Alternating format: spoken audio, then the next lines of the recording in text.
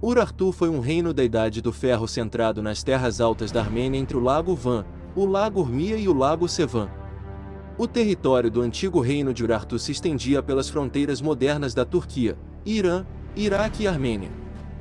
Seus reis deixaram inscrições cuneiformes na língua urartiana, um membro da família de língua urartiana. Por incrível que pareça, o urartiano é considerado isolado, sem vínculos genéticos confirmados com outras famílias linguísticas conhecidas. O nome Urartu é o mesmo que Ararat, mantendo o mesmo significado. O nome Urartu vem de fontes assírias. Salmanezeri registrou uma campanha na qual subjugou todo o território de Uruatri. O texto de Salmaneser usa o nome Urartu para se referir a uma região geográfica, não a um reino, e nomeia 8 terras contidas em Urartu, que na época da campanha ainda estavam desunidas. O Uruatri assírio parece corresponder ao Azi dos textos hititas contemporâneos. Urartu é cognato do bíblico Ararat, do acádio Urashu e do armênio Airara. Além de se referir às famosas terras altas bíblicas, Ararat também aparece como nome de um reino em Jeremias 51, versículo 27, mencionado junto com Mini e Askenaz. O Monte Ararat está localizado a aproximadamente 120 quilômetros ao norte da antiga capital do reino. A origem dos urartinos provavelmente remonta a Togarma, chamado de Torgon pelos armênios. Inscrições assírias de Salmanezeri, em 1274 a.C., mencionam Uruatri pela primeira vez como um dos estados de Nairi, uma confederação frouxa de pequenos reinos e estados tribais nas terras altas da Armênia, conquistada por ele entre os séculos 13 e 11 a.C. Uruatri ficava na região ao redor do Lago Van. Os estados Nairi foram repetidamente submetidos a novos ataques e invasões pelos impérios Médio e Neo-Assírio, que ficavam ao sul na Alta Mesopotâmia e no norte da Síria, especialmente sob Tukulti-Ninurta I, Tiglat-Pileser I, Ashur-bel-Kala, Adad-nirari II, Tukulti-Ninurta II e Assur-nasirpal II. Urartu ressurgiu em inscrições em língua síria no século IX, como um poderoso rival setentrional do Império Neo-Assírio.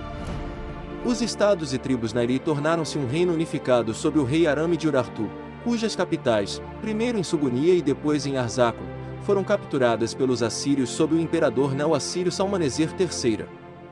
A Assíria caiu em um período de estagnação temporária por décadas durante a primeira metade do século IX a.C., o que auxiliou o crescimento de Urartu. Em pouco tempo, tornou-se um dos maiores e mais poderosos estados do Oriente Próximo. Sarduri, filho de Lutipri, estabeleceu uma nova dinastia e resistiu com sucesso aos ataques assírios vindos do sul, liderados por Salmanasar III, consolidou o poder militar do estado e mudou a capital para Tusha, atual Van, Turquia, na margem do lago Van.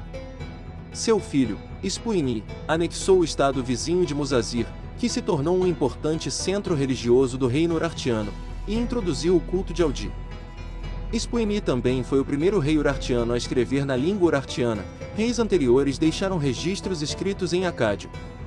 Ele fez seu filho Sarduri segunda vice-rei. Depois de conquistar Muzazir, Ispuini foi atacado por Shamshi-Adad. Seu corregente e sucessor subsequente, Menua, também ampliou muito o reino e deixou inscrições em uma ampla área. Durante o governo conjunto de Ispuini e Menua, eles deixaram de se referir ao seu território como Nairi, optando por Bianili. Urartu atingiu o auge de seu poderio militar sob o governo do filho de Menua, Argitii, tornando-se um dos reinos mais poderosos do Antigo Oriente Próximo. Argitii acrescentou mais territórios ao longo do Aras e do Lago Sevan, e frustrou as campanhas de Salmanasar IV contra ele. Argitii também fundou várias novas cidades, principalmente a fortaleza de Erebuni em 782 a.C. 600 prisioneiros de guerra de Ati-Supani foram instalados na nova cidade. No seu auge, o reino de Urartu estendia-se para norte, para além do Aras e do Lago Sevan, abrangendo a actual Armênia e até mesmo a parte sul da atual Geórgia, quase até as margens do Mar Negro, a oeste, até as nascentes do Eufrates, a leste, até a atual Tabriz, Lago Urmia e para além, e a sul, até as nascentes do Tigre. Tiglat-Pileser III da Síria derrotou Sarduri II de Urartu no primeiro ano de seu reinado. Lá, os assírios encontraram cavaleiros e cavalos, domesticados como potros para montaria, que eram inigualáveis no sul, onde eram atrelados aos carros de guerra assírios. Em 714 a.C., o reino urartiano sofreu muito com os ataques cimérios e as campanhas de Sargão II. O templo principal em Muzazir foi saqueado, e o rei urartiano Ruza foi esmagadoramente derrotado por Sargão II no lago Urmia. Ele posteriormente cometeu suicídio de vergonha. O filho de Ruza, Argiti II, restaurou a posição de Urartu contra os cimérios. No entanto, a cidade não representava mais uma ameaça à Síria, e a paz foi firmada com o novo rei da Síria, Senaqueribe, em 705 a.C. Isso, por sua vez, ajudou Urartu a entrar em um longo período de desenvolvimento e prosperidade, que continuou durante o reinado de Ruza II, filho de Argiti. Após Ruza II, no entanto, Urartu enfraqueceu sob constantes ataques de invasores cimérios e citas. Como resultado, tornou-se dependente da Síria, como evidenciado pelo filho de Ruza II, Sarduri III, referindo-se ao rei assírio Assurbanipal como seu pai. De acordo com a epigrafia urartiana, Sarduri III foi sucedido por dois reis, Ruza III, também conhecido como Ruza Erimenaí, e seu filho, Ruza IV. Especula-se que o pai de Ruza III, Erimena, também possa ter sido rei, possivelmente governando de 635 a 620 a.C., mas pouco se sabe sobre ele.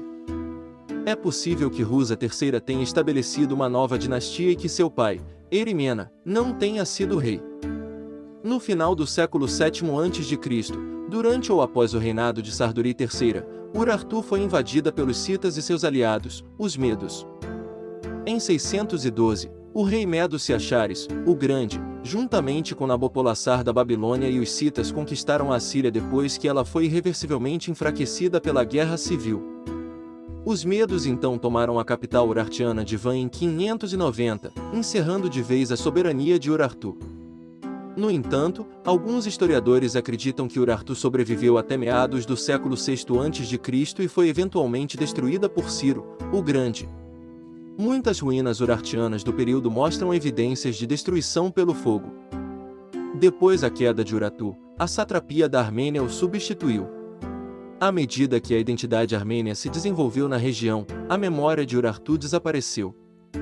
Partes de sua história foram transmitidas como histórias populares e foram preservadas na Armênia, conforme escrito por Moisés de Chorene na forma de lendas confusas em seu livro do século V História da Armênia, onde ele fala de um primeiro reino armênio em Van que lutou guerras contra os assírios.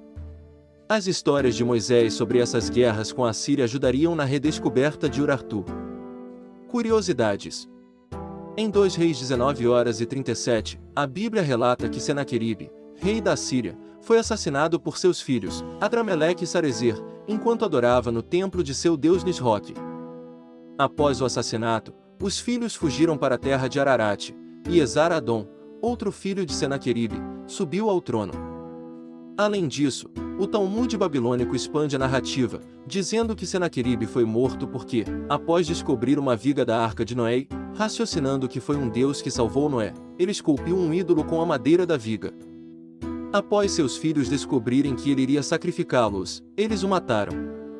A estrutura econômica de Urartu era semelhante à de outros estados do mundo antigo, especialmente a Síria.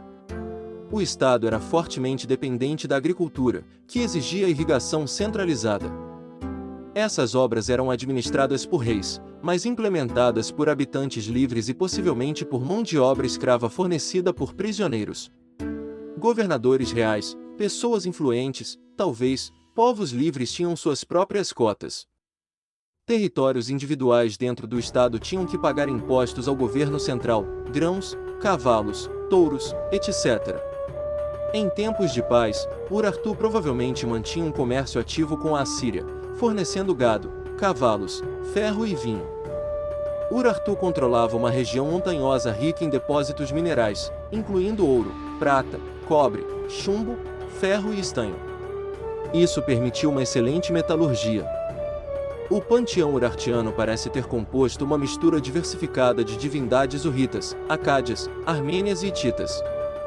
A partir do reinado de Shuini, o panteão urartiano passou a ser liderado por uma tríade composta por Aldi, o deus supremo, Teispas, o deus do trovão e das tempestades, e às vezes da guerra, e Shivni, um deus solar. Seu rei também era o sumo sacerdote ou enviado de Aldi.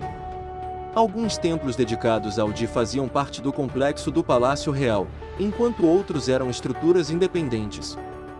Assim, conhecemos a história de um poderoso império da antiguidade, cujo impacto cultural remete ainda hoje na atual Armênia.